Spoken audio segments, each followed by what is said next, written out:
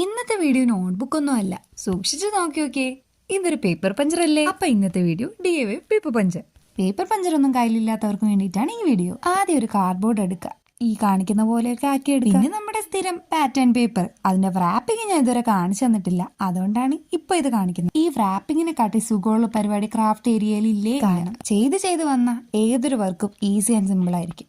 അങ്ങനെ റാപ്പിംഗും കഴിഞ്ഞു. നിങ്ങൾക്ക് ഇഷ്ടമുള്ള പിൻട്രസ്റ്റ് തീം നോക്കിയിട്ട് പാറ്റേൺ പേപ്പർ വരച്ചെടുക്കുക. റാപ്പിംഗ് കഴിഞ്ഞ സ്ഥിതിക്ക് നെക്സ്റ്റ് സ്റ്റെപ്പ് എന്ന് പറയുന്നത്, ഇനി നമുക്ക് ആവശ്യത്തിനുള്ള ഹോൾസ് ഇട്ട് കൊടുക്കുക. നമ്മുടെ കയ്യിലുള്ള ഇതുപോലത്തെ സ്റ്റിക്കർ എടുക്കുക, ഇതിനകത്തേക്ക് ഒട്ടിച്ചോടുക്കുക. ഒട്ടിച്ച വൃത്തിയൊന്നും നോക്കേണ്ട കാര്യമേ ഇല്ല, കാരണം അതിലൊന്നും ഇതിന് റോളില്ല. ഇനി നമുക്ക് ഈ 3 ഭാഗത്തായിട്ട് 3 ഹോൾസ് വെച്ചോടുക്കുക. കംപ്ലീറ്റ്ലി നമുക്ക് ചെയ്തെടുക്കണം. പിന്നീട് ഒരു സേഫ്റ്റിക്ക് വേണ്ടിയിട്ട് 2 സൈഡും സെല്ലോ ടാപ്പ് ഒട്ടിച്ചെടുക്കുക. സെല്ലോ ടാപ്പ് ഒട്ടിച്ചതിന് ശേഷം ഇതുപോലെ ഹോൾസ് ഇട്ട് കൊടുക്കാൻ മറക്കരുത്. അപ്പൊ മനസ്സിലായില്ലേ, കവായി നോട്ട്ബുക്ക് ഒന്നും അല്ല, പേപ്പർ പഞ്ചറാണെന്ന്. ഇനിയിപ്പോ വർക്കിംഗ് കണ്ടില്ല എന്നൊന്നും ആരും പറയരുത്. കണ്ടില്ലേ, സംഭവമൊക്കെ സെറ്റാണ്. ഇഷ്ടപ്പെട്ടാൽ ലൈക്ക് ചെയ്യുക.